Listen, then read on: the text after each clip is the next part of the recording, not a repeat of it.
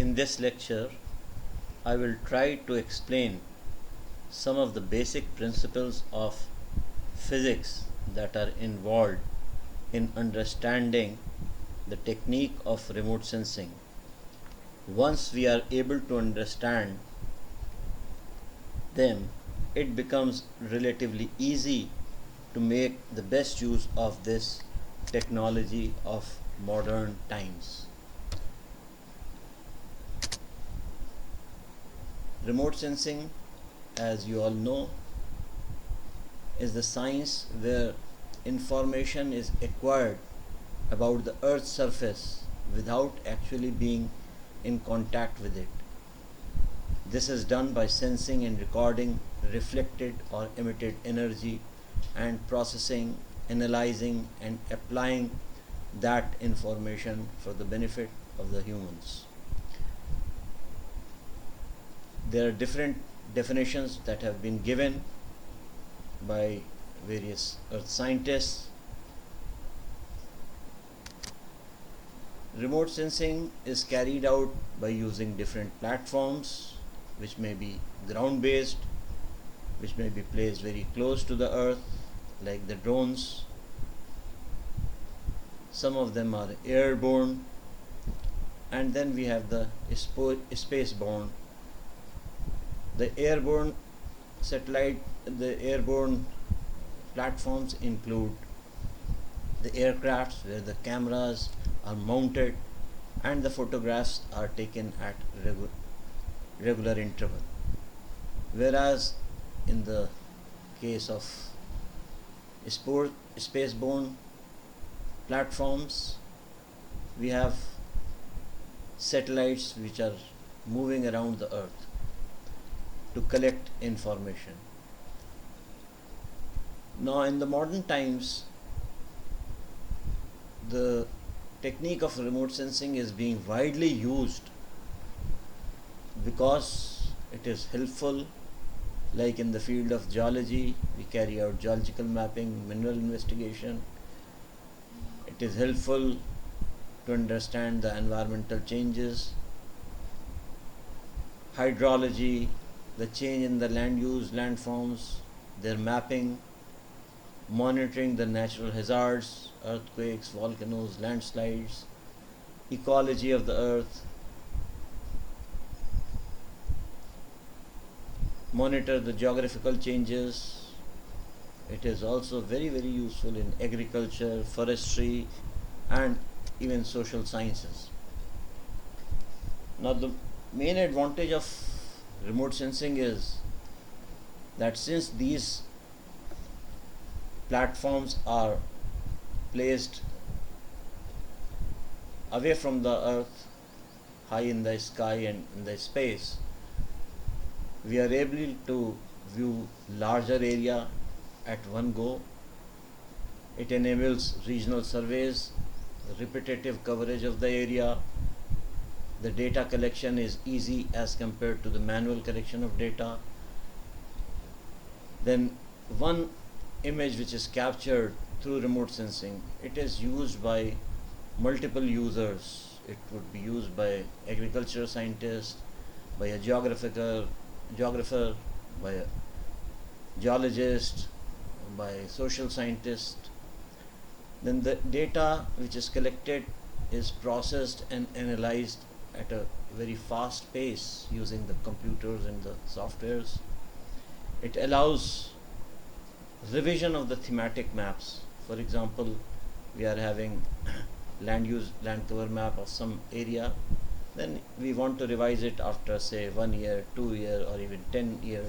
So it becomes easier. Otherwise, carrying out manual survey is very time consuming and difficult job. So overall, if we take it in overall consideration, it is relatively quite cheap. Now, the remote sensing technique, as I told you, we are considering the remote sensing that is carried out by the satellites. Again, you know that several Earth artificial satellites are moving around the Earth for various purposes. Broadly, we can categorize them into two. Once those are polar orbiting or sun synchronous satellites, or maybe some of them are even asynchronous, and these are used for evaluating the technology, the resources of the Earth. Then we have got the geostationary satellites. So this is just a picture to show you that the polar orbiting or the sun synchronous satellites that move around 900 kilometers from the Earth, they are orbiting in a definite path around the Earth, and the Earth which is moving in its orbit. So different areas are covered as the satellites revisits a particular latitude and longitude. Then we have got the geostationary satellites, which are used for communication and weather observation purposes, and these are based at a very high altitude of around 36,000 kilometers. They are known as geostationary because the angular velocity of these satellites is the same as the angular velocity of the Earth, and thus they appear to be stationary in respect to some point on the Earth. Now these are the major programs of the satellites. The geostationary satellites, a number of countries have them, and India has the INSAT and the GSAT series. The polar orbiting satellites, the earlier ones were the Landsat and the SPOT, and India too has come up with the IRS series, which are extensively used for determining or understanding, evaluating the resources of this part of the continent. Now the first thing which we have to understand is the how this data is obtained from the satellites, and you all know that the first requirement for to see anything is that you have to have a source of energy which should illuminate the target. Now whatever energy is coming from the sun, which is the source of energy for us, is in the form of electromagnetic radiations. These are known as electromagnetic radiations because they have electrical as well as magnetic property. Now there are two things which one must know, which we know, that when the wave moves, it has a wavelength and a frequency, and wavelength and frequency, you all know, they are inversely proportional to each other. Now this is the electromagnetic spectrum, where you have energy from the gamma rays to radio waves. As we move from gamma rays to the radio waves, there is wavelength keeps on increasing, whereas the frequency keeps on decreasing, and the energy also keeps on decreasing as you move towards the right hand side or the radio waves. So the electromagnetic spectrum ranges from the short wavelengths, that is the gamma and the X-rays, to the longer, that is the microwave and the radio waves. Now this is the Wein's displacement law, which many of us have studied. We all know that all those objects or matter that have temperature more than minus 273 degrees centigrade or 0 degree Kelvin, they continuously emit electromagnetic radiations. Now for us, we have the two objects, two heavenly bodies, that is the sun and the earth. Now this Wein's displacement law states that the wavelength of thermal radiation emitted most copiously, that is in the large quantities, by a black body is inversely proportional to the absolute temperature of the body. That is, all matters above 0 degree Kelvin will be emitting these electromagnetic radiations, and a hot object like the sun, which has a temperature of 6000 degree Kelvin, will emit high frequency of shorter wavelength of electromagnetic radiations. In this case, the sun emits maximum amount of visible part of the spectrum. Visible part, we saw, visible part varies from 400 nanometers to 750 nanometers. This is known as visible part because our eyes are able to sense only this part of the electromagnetic radiation. Now, these electromagnetic radiations of the visible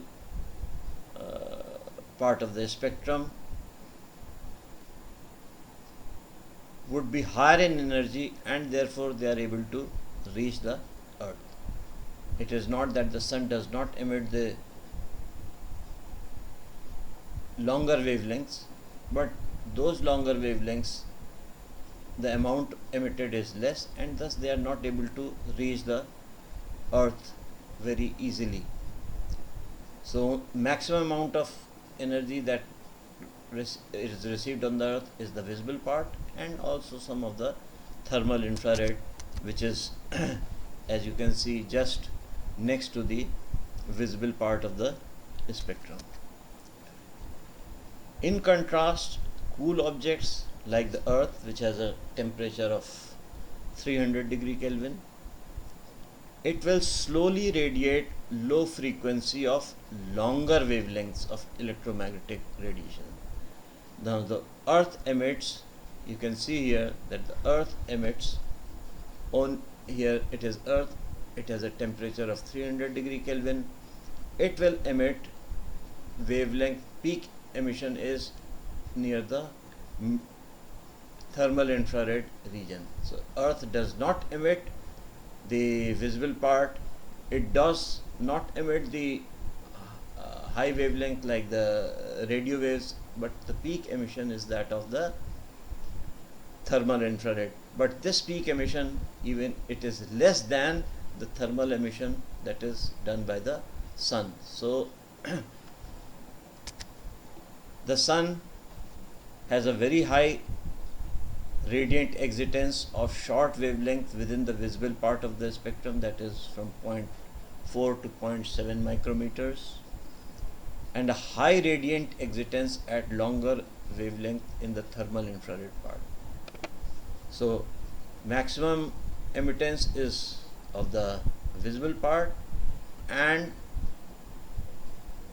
higher but relatively lesser emittance of, or the excitance of, the thermal infrared. This explains why the sun radiates visible and thermal wavelength strongly, while the earth radiates thermal wavelength or the thermal infrared weakly. Now there are several stages in the acquisition of remote sensing data. First of all, we must have a source which provides us with the electromagnetic radiations. In our case, it is sun. Then this energy is transmitted from the source onto the earth. Now before reaching the earth's surface, these electromagnetic radiations, they interact with the earth's atmosphere. The interaction of EMR then takes place with the earth's surface. Whatever the radiations they are able to enter into the earth's surface, they radiate. Then these are reflected back again into the atmosphere, and then they are recorded by different sensors placed in the different platforms, maybe aircraft or maybe in the satellites. Now this data is captured and then it is analyzed and interpreted, and there is an output of the data, and which is used by different workers. So you can see this in this diagram. Here you have got the source. This is the electromagnetic radiations are coming, they are interacting with the clouds, they are interacting with the earth's surface, buildings, rocks, trees, and so they are reaching. Now, some part of the earth, as I told you, the earth has a maximum emittance of 300 at 300 degree Kelvin temperature, so they are also emitted from the earth, that is the thermal part, and that can also be sensed by the various platforms like the satellites. Now, the incident energy that is received on the earth, it is either reflected, transmitted, or absorbed by the different components of the earth. So the incident energy is equal to the energy which is radiated, the energy which is transmitted, and the energy which is absorbed. So the portion of the energy reflected, transmitted, and absorbed will vary from the earth's different features depending on the condition and the material type. This is very important. So it depends on the type of the material, which will decide as to how much energy will be reflected, how much will be transmitted, and how much will be absorbed. And this property helps us to distinguish between different features on an image. In remote sensing, we gather data of the energy reflected by different features. Ultimately, we know that why do we are able to see with our eyes? Because we are getting the energy which is reflected from the different features. So similarly, in case of remote sensing, it is the reflected amount of energy which is collected or which is observed by the sensors. So the electromagnetic energy which is reflected, the wavelength, it depends mainly upon the three features. Number one is the type of the material, then the wavelength which is being interacting, and the surface characteristics around the object. Now, first of all, when the electromagnetic radiations come out of the source, that is sun, they interact with the earth's atmosphere, and the atmosphere scatters as well as absorbs some part of the electromagnetic radiations. There are three types of scattering which happen, that is the Rayleigh scattering, where the particles are small as compared to the wavelength of the radiation, they interact, and that causes scattering, that is Rayleigh scattering. In my scattering, the particles are just about the same size as the wavelength of the radiation, so this is known as my scattering.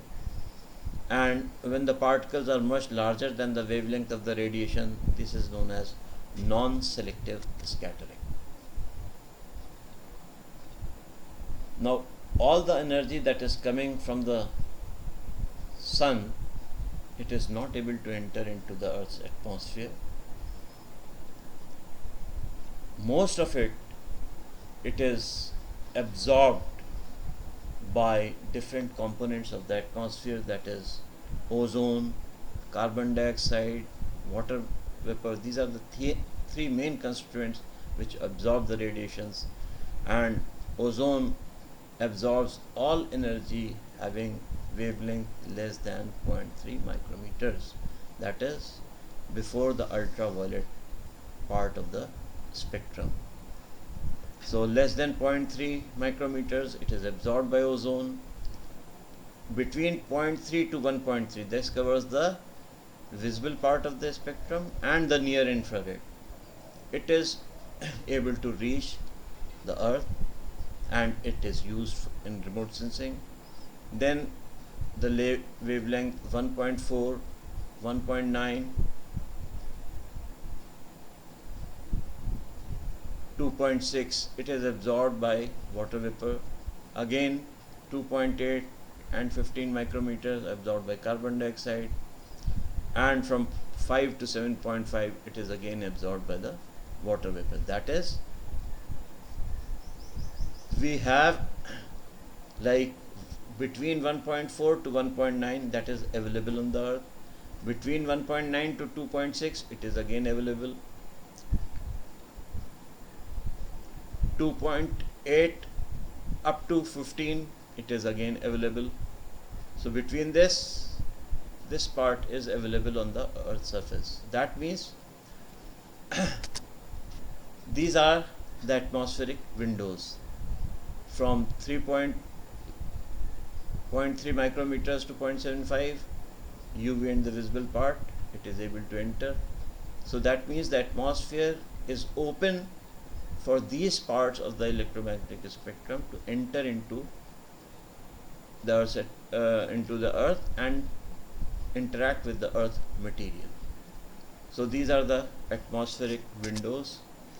Again, this is the diagram to show the atmospheric windows available, and where the atmosphere is completely opaque, like I told you before, the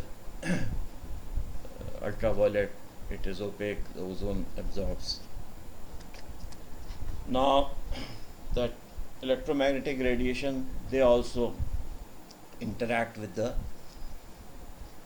plants, the trees, like the chlorophyll which is present in the plants, it absorbs the red and blue wavelengths of the visible light but reflects the green wavelength. So once it absorbs the red and blue and reflects green, that is why we are able to see the tree as green.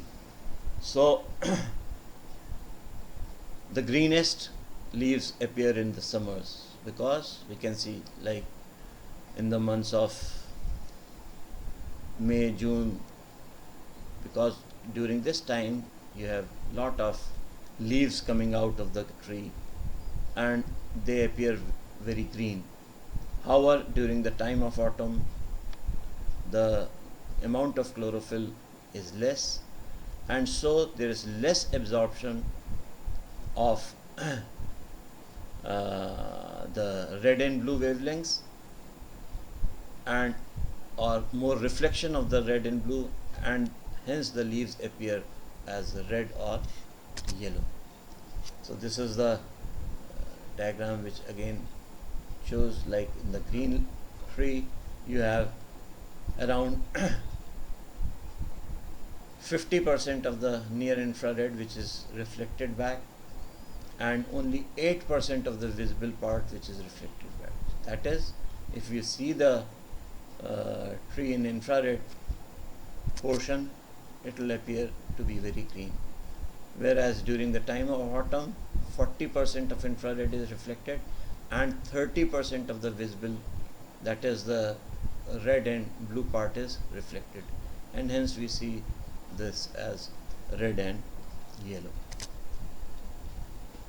Now there are reflectance curves which are drawn. Reflectance curves are nothing but these are the relationship between the percent reflection of an object with the change in the wavelength of the incident energy. Here we can see that this is the amount of reflectance, and this is the green one, is the reflectance curve of green vegetation.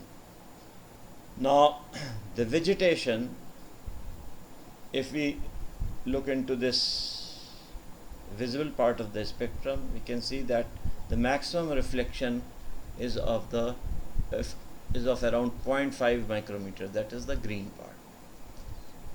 But as you enter into the infrared region, near infrared, the vegetation reflects almost 45 to 50% of the incident energy, and this the near infrared up to around thermal infrared, it reflects around 45-50%. Then suddenly there is a drop in the reflectance because of the presence of various components.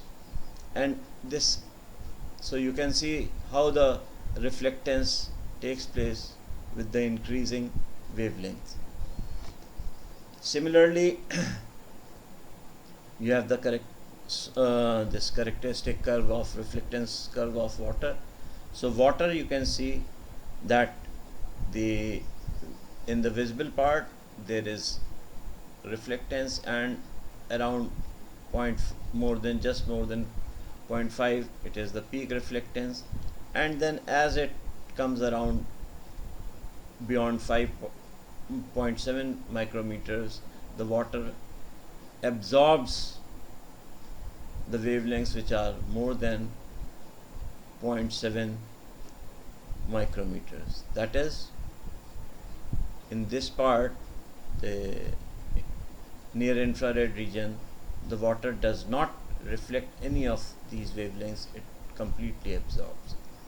Now, in case of soil, this is the characteristic curve to show how the reflectance keeps on increasing with the change, with the increase in the wavelength.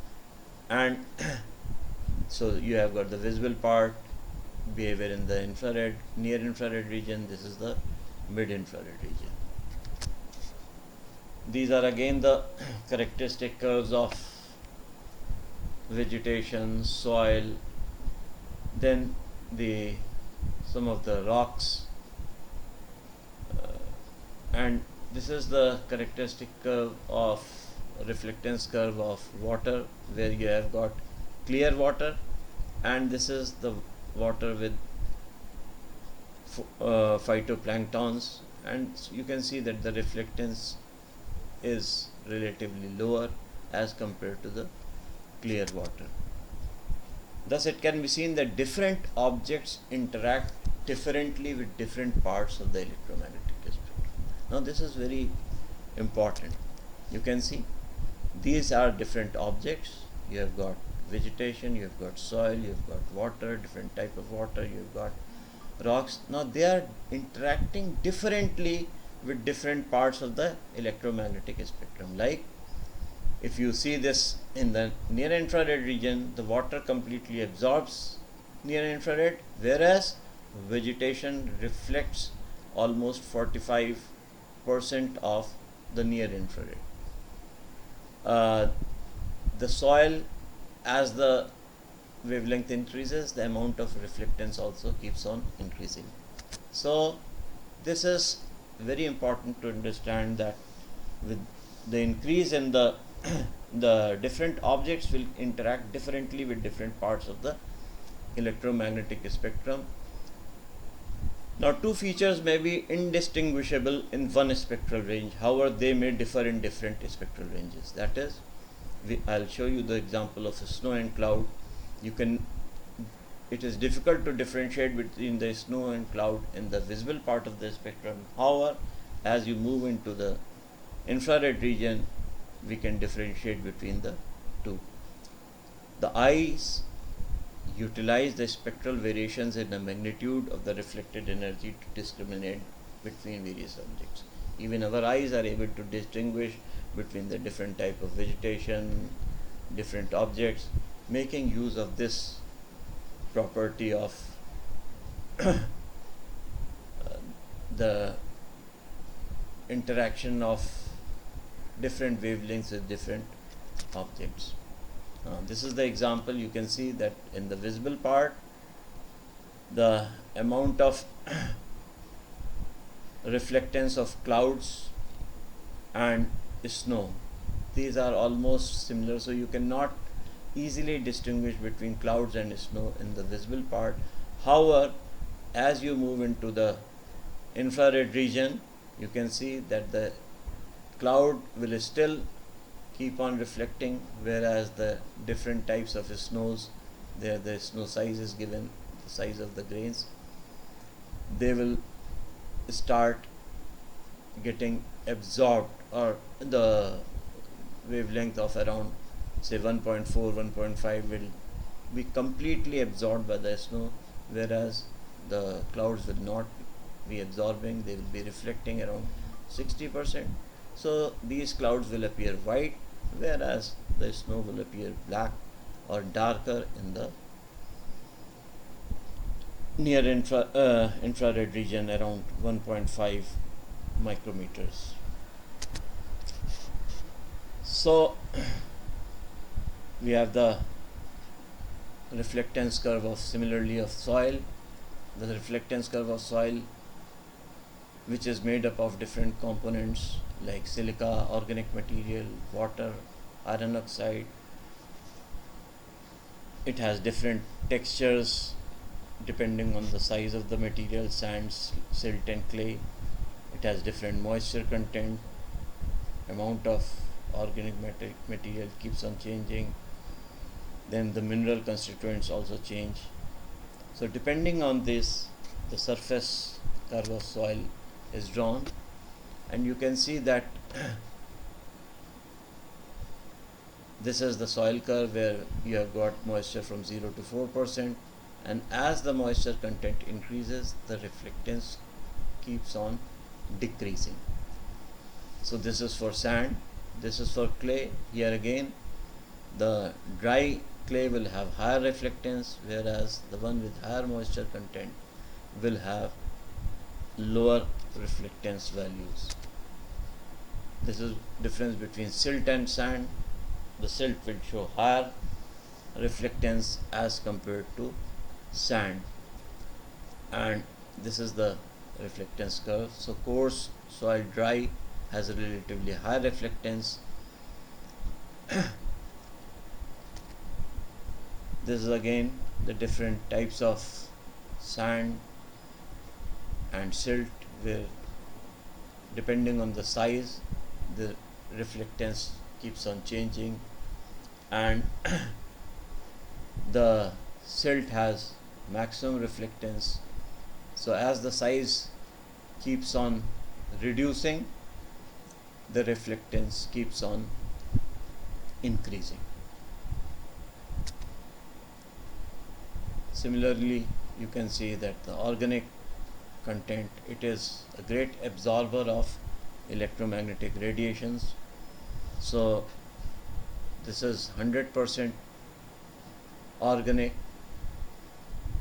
So in this case, the reflectance is very less as compared to dry sand, where there is no organic material.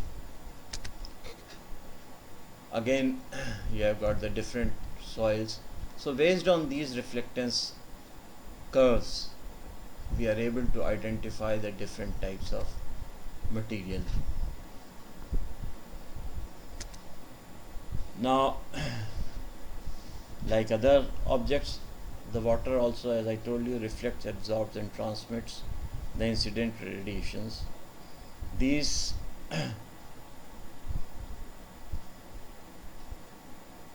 depend upon the water surface, the turbidity, and of course the wavelength of the incident energy that is interacting.